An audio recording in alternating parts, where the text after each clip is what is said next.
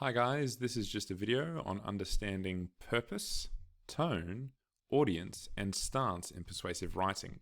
You should be looking and listening to this video so you can complete the short task before you decide upon 3 possible topics for your persuasive response that you are then to upload to Daymap tasks so your subject teacher can clarify before you begin writing after week 1.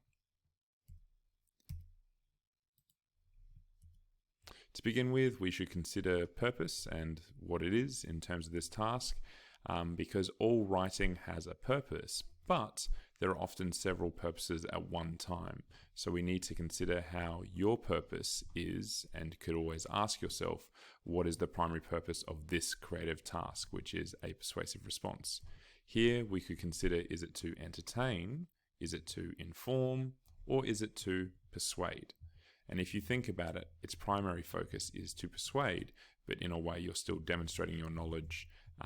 But the bigger question is, how do your audience's expectations affect your purpose? So based on the topic and then your stance, what is it you're wanting your persuasive statement, speech, essay, multimodal to achieve? And we'll look at that further. So the purpose of persuasive writing. And at a grade 2 level, we could say that it's to convince someone to do something, which would be a call to action. But it can also be to change their ideology or belief, so make someone believe in something and change someone's mind. So in a way, you don't all have the same purpose of convincing someone, but rather what are you convincing them to do, think, or feel in response? And that's what you'll want to be specific about, so your writer's statement has that specific example and you're able to show how you achieved that. So what is the purpose of your persuasive essay writing? It's to convince someone to do something, i.e. change their behavior or call to action. Is it to make them to believe in something as a change in ideology and theory, or is it to change someone's mind altogether about a particular stance that they may already have? Moving on to tone. Now this will be important because it's associated with what words and phrases you use, but also whether or not you make jokes or ask rhetorical questions, and tone refers to the overall feeling of a piece of writing. The tone will be influenced based on your topic, but also your stance. The tone is created through the words you use and the way you approach your subject and audience. So if you think about the classic example of your parent or guardian saying, "Don't you take that tone with me," how you may want to convey the same thought or feeling, but you'd have to change your delivery of your voice and maybe how you phrase that topic. Some great examples to consider are how you might take a logical tone. So that means that your focus will be rational, reasonable, analytical, and clear. That might use facts, statistics, and evidence. It might be neutral, which is impartial, balanced, objective, and unbiased.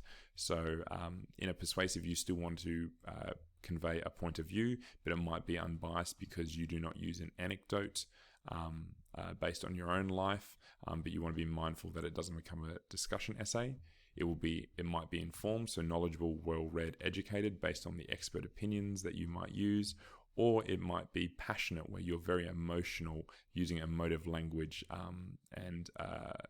or in this instance, it might be vehement or vehement in terms of a scathing attack, which you could look at in terms of techniques. Alternatively, or rounding it out, it could be witty. So based on the topic and a position that you take, you might use a lot of humor, you might use some sarcasm, or it might be lighthearted and tongue-in-cheek. So clearly you're not going to do that based on something that might be quite serious, unless you're committing to it being entirely witty from a standpoint as to where it might appear. So a great one might be a persuasive letter online to a company where you are actually really dissatisfied with something, but you're going to use a humorous approach in the hope that they see that, although lighthearted in nature, you would still like them to rectify or solve a problem or concern. Here's a nice little diagram or charts to consider whether you'll be emotive, moderate, and rational, and if anything, what type of techniques you might use, as already somewhat covered. So this is a great stance to think about, well, what tone will you take and what techniques might you use? and what appropriately suit that tone. And remembering that this is a great way to think about your writer's statement in terms of knowledge and understanding, but then application, because you could say that you were this tone and you used these techniques and provided examples. So be aware of that.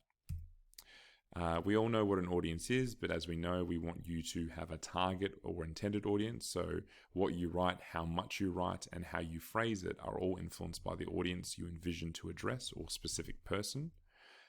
You must meet the expectations of your audience, whereby you know who they are and are familiar with them, whether or not there's more than one person in the collective group, or if they're unknown, how difficult will it be to address to call to action and change something. So without having a specified audience, your persuasive speech, response, or even letter has no meaning unless you define who that audience is. So one key question is for you to state who your audience is based on something as simple as gender, age, demographic, interest.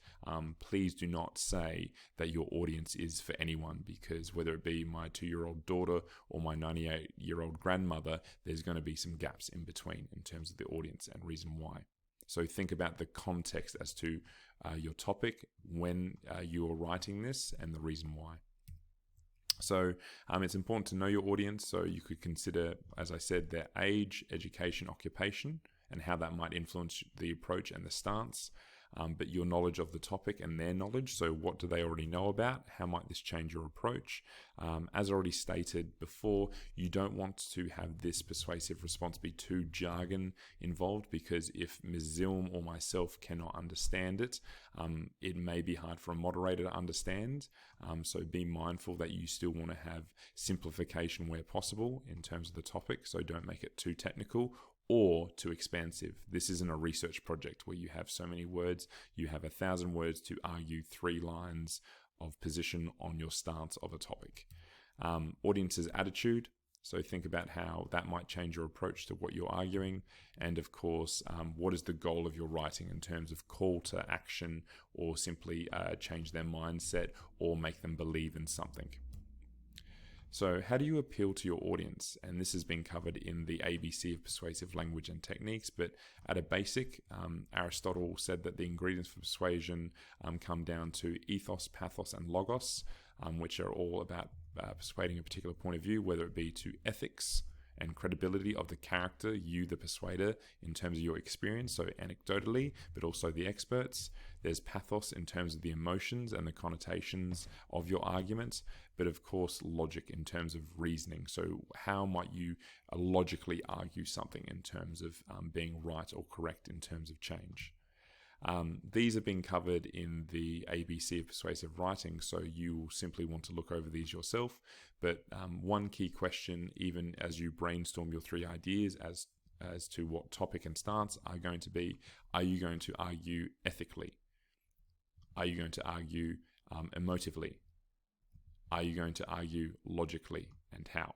So please consider these and think about how a varied persuasive argument may use all 3, but still carry a specific tone or focus on one at its maximum.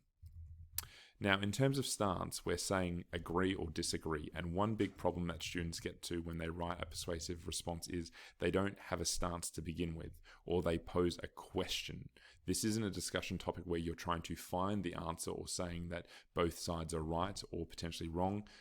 If you're going to be biased, you're going to argue from one perspective and continue to do so, or at least you're going to take a stance and argue it correctly with a potential rebuttal. So this is the attitude or position toward your chosen topic. I would want to know, based on the subject or the statement that would be at the top of your page, exactly what that is. Being mindful that your stance might be affected by your relationship to your audience, tone, and purpose.